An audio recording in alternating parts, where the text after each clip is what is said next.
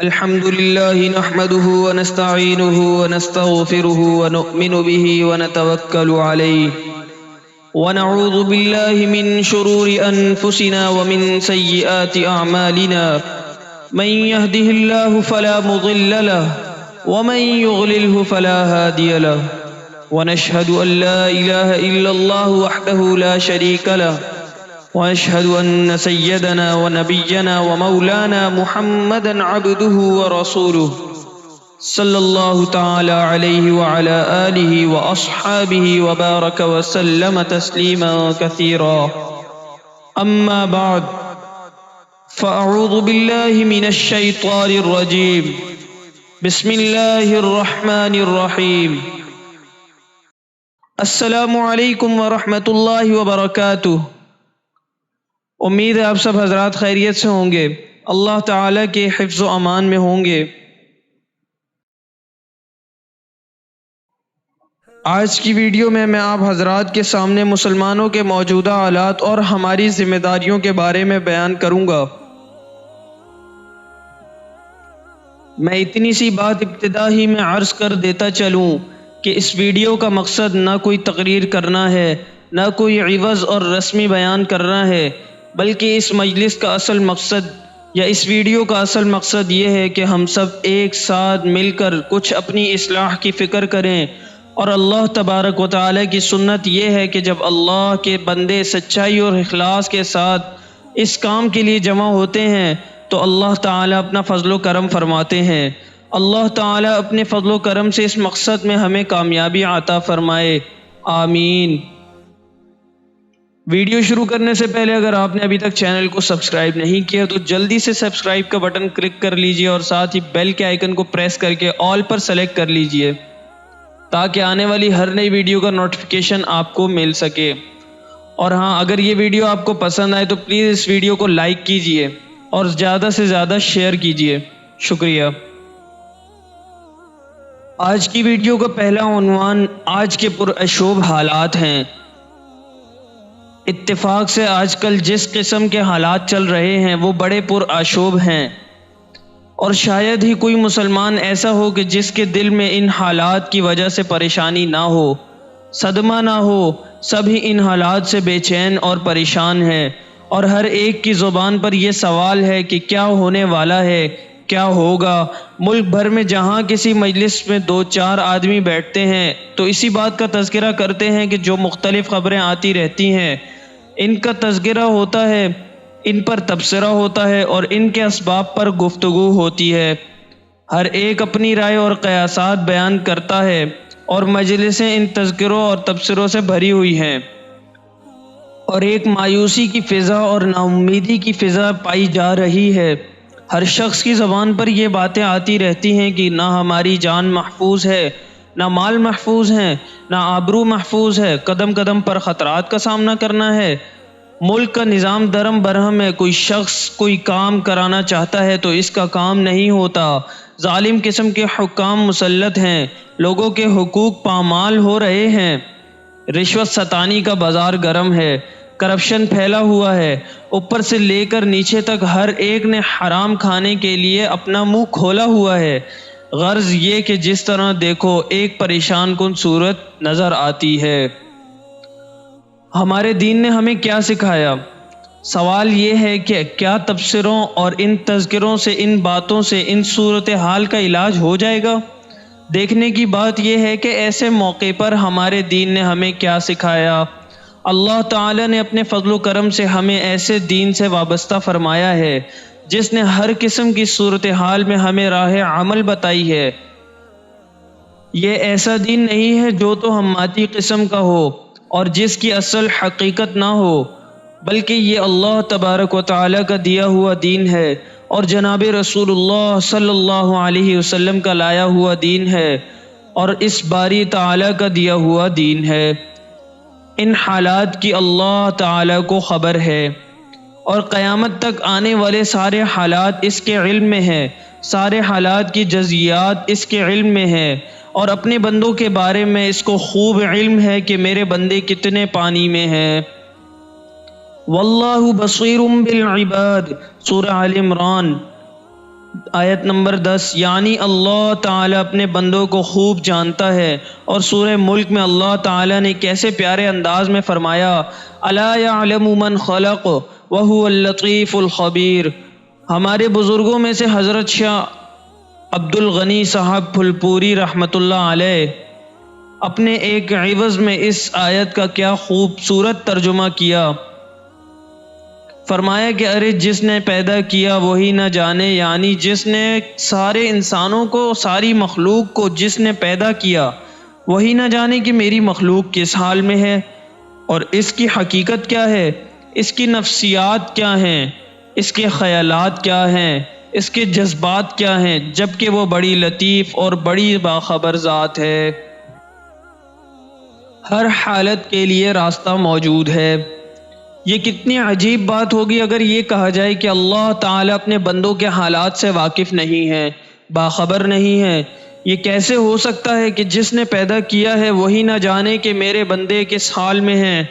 بہرحال اللہ تعالیٰ اپنے فضل و کرم سے ہمیں ایسا دین عطا کیا ہے جو کوئی مصنوعی دین نہیں ہے جس کو جھوٹ موٹ ڈر لیا گیا ہو، بلکہ یہ اللہ تعالیٰ کی طرف سے بھیجا ہوا دین ہے جس میں ہر قسم کے حالات کے متعلق ہدایات موجود ہیں۔ کوئی توجہ نہ دے، کوئی دھیان نہ دے یا کسی کو اصلاح کی فکر ہی نہ ہو اور ہمیشہ اندھیروں میں بھٹکنا ہی پسند کرے تو اس کا تو کوئی علاج نہیں، لیکن اللہ تعالیٰ نے ہر حالت کے لیے راستہ صاف کیا ہوا ہے۔ اللہ تعالیٰ سے مایوس ہونا گمراہی ہے۔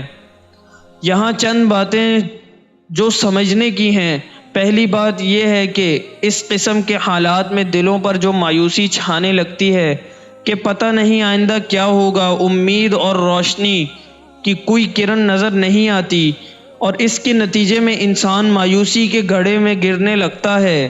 سب سے پہلے تو اس مایوسی کو دور کرنے کی ضرورت ہے، اور چونکہ یہ مایوسی ایک گمراہی ہے اس لیے کہ جس کا اللہ ہو، جو رحمان اور رحیم ہے، وہ کیسے مایوس ہو سکتا ہے؟ قرآن کریم میں اللہ تعالیٰ نے فرمایا، یا عبادی الذین اسرفوا علی انفسہم لا تقنطوا من رحمت اللہ، سورہ زمر آیت نمبر 53۔ اے میرے وہ بندو جنہوں نے اپنی جانوں پر ظلم اور زیادتی کی ہوئی ہے، اللہ کی رحمت سے مایوس نہ ہو۔ اتنے صاف صاف الفاظ میں اللہ تعالیٰ نے بیان فرما دیا۔ یہ دنیا ہے، جنت نہیں، لہٰذا سب سے پہلے تو اپنے دلوں سے اس گمراہی کو دور کرنا چاہیے کہ جو انسان کو مایوسی کی طرف لے جاتی ہے۔ ارے یہ دنیا ہے، کوئی جنت نہیں۔ جنت اللہ تعالیٰ نے ایک ایسی جگہ بنائی ہے جہاں کوئی غم نہیں، کوئی صدمہ نہیں، کوئی تکلیف نہیں، راحت و آرام کے خلاف کوئی کام نہیں۔ اگر اللہ تعالیٰ عطا فرما دیں اور ہم وہاں پہنچ جائیں تو انشاءاللہ وہاں کوئی غم نہیں، کوئی صدمہ نہیں، کوئی فکر نہیں، کوئی تکلیف نہیں ہوگی۔ لیکن یہ دنیا ہے، اس کو اللہ تعالیٰ نے ایسا بنایا ہے کہ اس میں دونوں چیزیں ساتھ ساتھ چلتی ہیں۔ اس میں خوشی بھی آتی ہے، غم بھی آتا ہے، اس میں راحت بھی آتی ہے، تکلیف بھی آتی ہے، اس میں انسان کو صدمے بھی آتے ہیں اور فرحت بھی حاصل ہوتی ہے۔ یہ دھوپ چھاؤں کی دنیا ہے، کبھی دن ہے تو کبھی رات، کبھی گرمی ہے تو کبھی سردی ہے، کبھی اجالا ہے، کبھی اندھیرا ہے۔ اس دنیا کو کسی ایک حالت پر قرار نہیں ہے۔